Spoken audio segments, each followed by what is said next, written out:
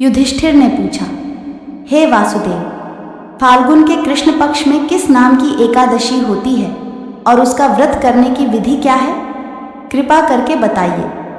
भगवान श्री कृष्ण बोले, युधिष्ठिर, एक बार नारद जी ने ब्रह्मा जी से फाल्गुन के कृष्ण पक्ष की विजया एकादशी के व्रत से होने वाले पुण्य के बारे में पूछा था तथा ब्रह्मा जी ने इस व्रत के बारे में उन्हें जो कथा और विधि बताई थी उसे सुनो।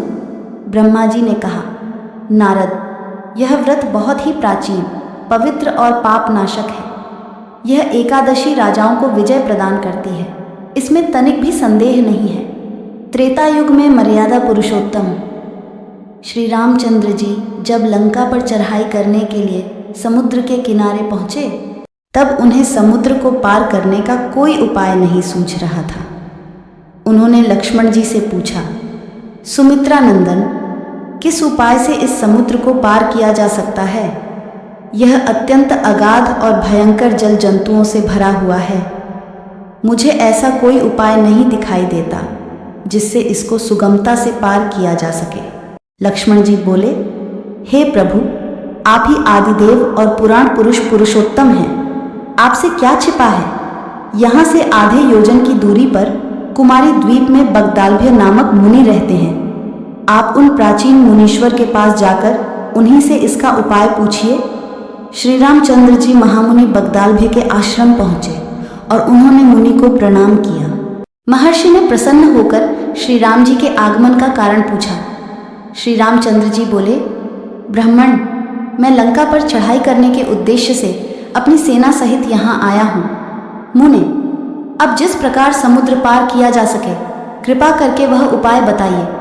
बगदालभ्य मुनि ने कहा, हे श्री राम जी, फाल्गुन के कृष्ण पक्ष में जो विजया नाम की एकादशी होती है उसका व्रत करने से आपकी विजय होगी। निश्चय ही आप अपनी वानर सेना के साथ समुद्र को पार कर लेंगे। राजन, अब इस व्रत की फलदायक विधि सुनिए।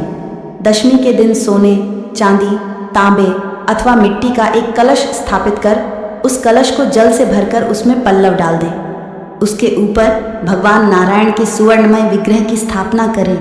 फिर एकादशी के दिन प्रातःकाल स्नान करें। कलश को पुनः स्थापित करें। माला, चंदन, सुपारी तथा नारियल आदि के द्वारा विशेष रूप से उसका पूजन करें। कलश के ऊपर सप्तधान्य और जौ रखें। गंध, धूप, दीप और भांति भांति के नैवेद्य से पूजन करें। कलश के सामने बैठकर उत्तम कथा वार्ता आदि के द्वारा सारा दिन व्यतीत करें और रात में भी वहां जागरण करें। अखंड व्रत की सिद्धि के लिए घी का दीपक जलाएं। फिर द्वादशी के दिन सूर्योदय होने पर उस कलश को किसी जलाशय के समीप स्थापित करें और उसकी विधिवत पूजा करके देव प्रतिमा सहित उस कलश को वेद वेत्ता ब्राह्मण के लिए दान कर दें। कलश के साथ ही और भी बड़े बड़े दान देने चाहिए। श्री राम, आप अपने सेनापतियों के साथ इसी विधि से प्रयत्नपूर्वक विजया एकादशी का व्रत कीजिए। इससे आपकी विजय होगी। ब्रह्मा जी कहते हैं, नारद, यह सुनकर श्री रामचंद्र जी ने मुनि के कथनानुसार उस समय विजया एकादशी का व्रत किया। उस व्रत के करने से श्री रामचंद्र जी विजयी हुए। उन्होंने संग्राम में रावण को मारा, लंका पर विजय पाई और सीता को प्राप्त किया।